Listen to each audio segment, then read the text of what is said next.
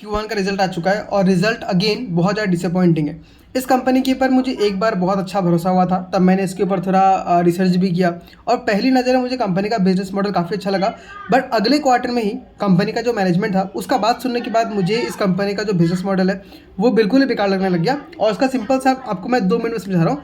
Zaggle prepaid का main काम क्या है, कोई भी जो बड़ी बड़ी कंपनीज़ है उनको अपने एम्प्लॉयज़ को फैसिलिटीज़ देना पड़ता है। जैसे मान लीजिए वो लोग कुछ कूपन कोड देंगे, कुछ उनको पॉइंट्स देते हैं, मतलब खर्चा करने के लिए। तो वो खर्चा को मैनेज करने के लिए कंपनीज़ को खुद से एक आदमी रखना पड़ता है जो सब कुछ मैनेज करता है। तो वो खर्चा मैनेज करने के लिए जैगल प्रीपेड क्या बोलती है कि हम लोग ये मैनेज कर देंगे, इसके बदले हम लोग कुछ फीस लेंगे।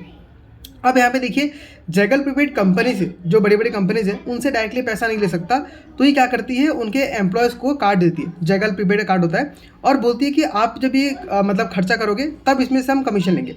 अब यहाँ पे देखिए, कोई भी क्लाइंट जो है या कोई भी जो एम्प्लॉय है वो कई बार ऐसा होता है कि वो खर्चा नहीं करता है, वो सोचता है कि ठीक है पढ़ाई पर रहने दो, मैं किसी और चीज़ में काम करूँगा।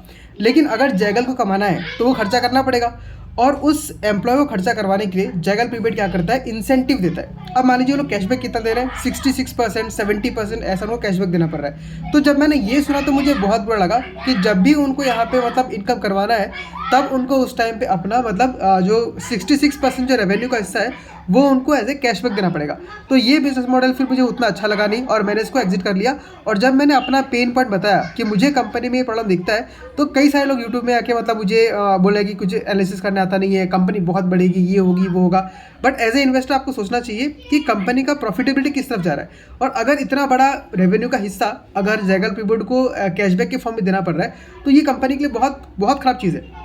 लेकिन रिटेलर्स ने क्या किया, भर भर के इस कंपनी को ऐड किया, और आज आप देखेंगे तो कंपनी सिर्फ 1 साल के अंदर 400 रुपये से 200 रुपये में घूम रही है। तो ये आपको समझना है कि आपको जब भी किसी कंपनी में बुलिशनेस आता है तो उसके बिजनेस के ऊपर देखिए। अगर बिजनेस अच्छा कर पा रहा है तो ही आपको उसमें बुलिश बनना है, वरना उसमें आपको मतलब अंधभक्तों की तरह चला नहीं जाना है कि मैंने इसका कंपनी का थोड़ा बहुत कहानी सुन लिया, मुझे बहुत अच्छा लगा, उसको फॉलो करूँगा।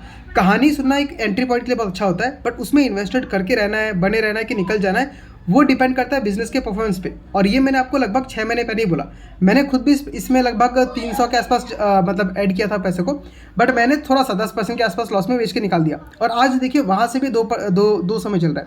और इस बार इसका रेवेन्यू अगर देखेंगे तो इसका रेवेन्यू पिछले साल से ओनली 17% से ग्रो किया है, जो कि पहले 30-40% से ग्रो कर रहा था। और अगर प्रॉफिट देखेंगे तो वो पिछले साल से 32% से गिर गया है। अब ये कंपनी मंडे को मार्केट में कैसा गिरा है क्या गिरा है मुझे नहीं पता, इसको ट्रैक करना छोड़ दिया मैंने। बट मैंने सोचा कि अगर अभी भी कोई लोग जैगल प्रीपेड में फंसा हुआ है तो मेरा ये फर्ज बनता है कि मैं उनको बता के समझाऊं कि इस कंपनी का रियलिटी क्या है। तो अगर आप भी इस कंपनी फंसे हुए हैं तो बेटर है कि इसमें निकल जाइए और दूसरी कंपनी में एंट्री कीजिए जो इससे अच्छा काम कर रहा है।